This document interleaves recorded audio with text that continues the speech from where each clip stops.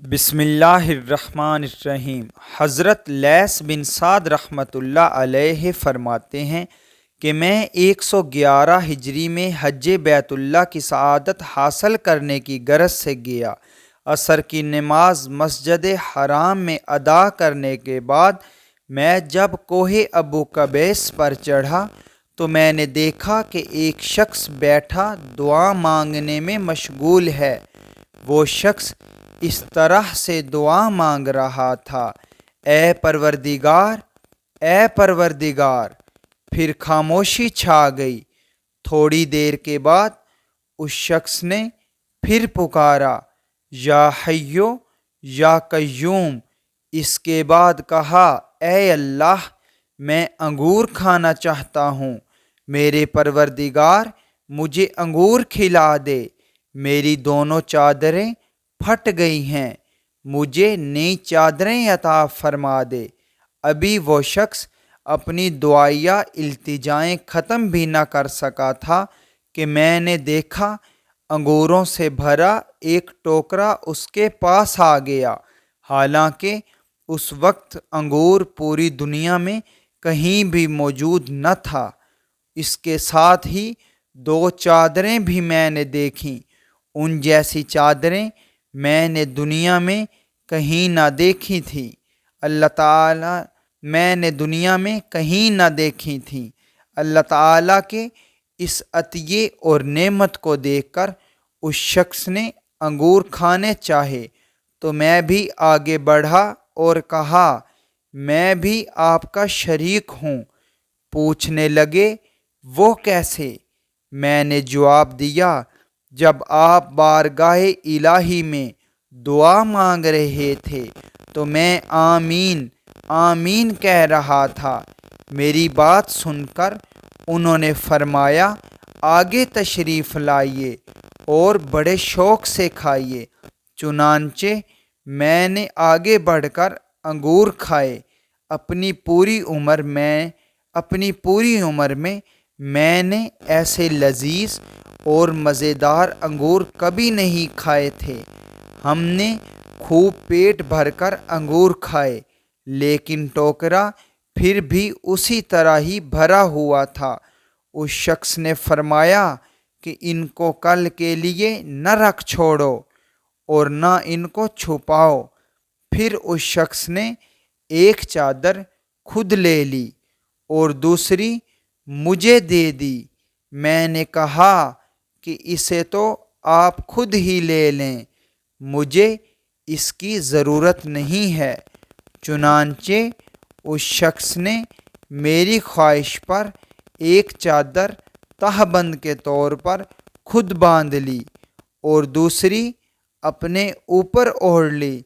اس کے بعد دونوں پرانی چادریں ہاتھ میں لے کر پہاڑ سے اترے۔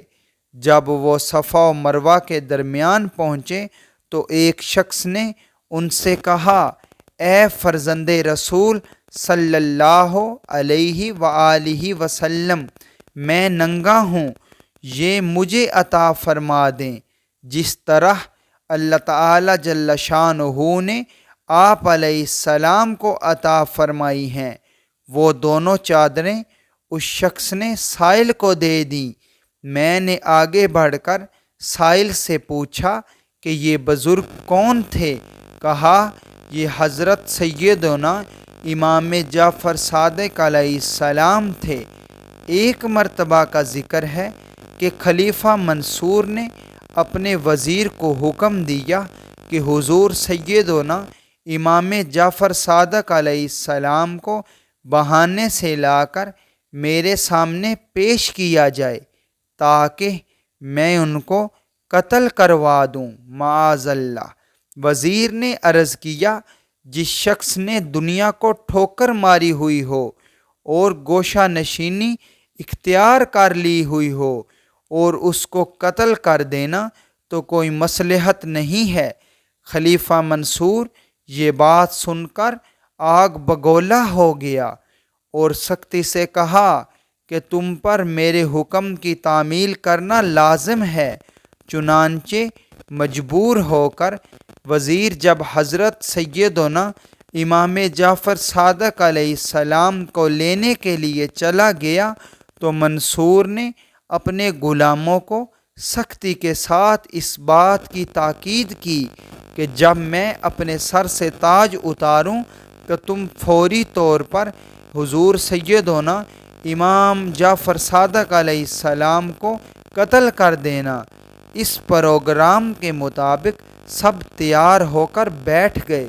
تھوڑی دیر کے بعد وزیر حضرت امام جعفر صادق علیہ السلام کو لے کر منصور کے دربار میں داخل ہوا۔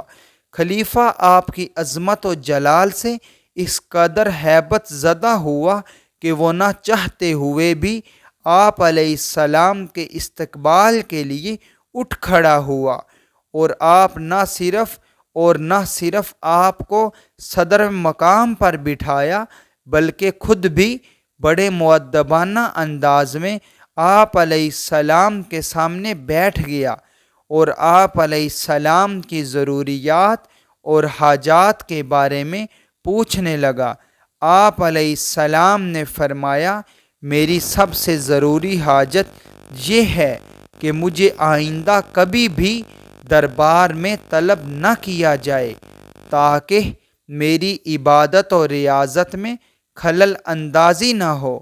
منصور نے اسی وقت آپ علیہ السلام سے وعدہ کیا اور پھر نہایت عزت و احترام کے ساتھ آپ علیہ السلام کو رخصت کر دیا۔ اس کے بعد اس پر امام جعفر صادق علیہ السلام کے رعب و دبدبہ کا ایسا اثر ہوا کہ اس کے دل پر ہیبت چھا گئی اور وہ پورے 3 دن تک بے ہوش رہا۔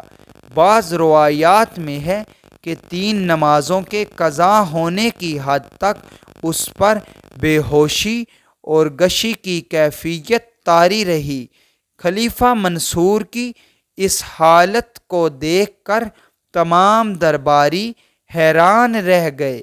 جب خلیفہ منصور کے حواس بحال ہوئے تو اس سے اس حالت کے بارے میں پوچھا گیا تو اس نے بتایا کہ جب حضور سیدنا امام جعفر صادق علیہ السلام جس وقت میرے پاس تشریف لائے تھے تو میں نے دیکھا کہ ان کے ساتھ ایک بہت بڑا عضدہ بھی ہے جو اس قدر بڑا تھا کہ اپنے دونوں جبڑوں کے درمیان پورے چبوترے کو اپنی گرفت میں لے سکتا تھا، اور وہ زبان حال سے مجھے یہ کہہ رہا تھا کہ اگر تم نے آپ علیہ السلام کی شان میں معمولی سی بھی گستاخی کی تو تجھے چبوترے سمیت نگل جاؤں گا۔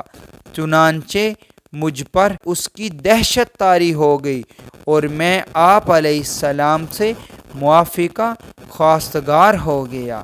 سامعین و ناظرین، مزید اس طرح کے واقعات سننے کے لیے ہمارے چینل کو سبسکرائب کریں، ساتھ بیل آئیکن کو بھی پریس کریں تاکہ ہر نئی آنے والی ویڈیو آپ کو آسانی سے مل سکے۔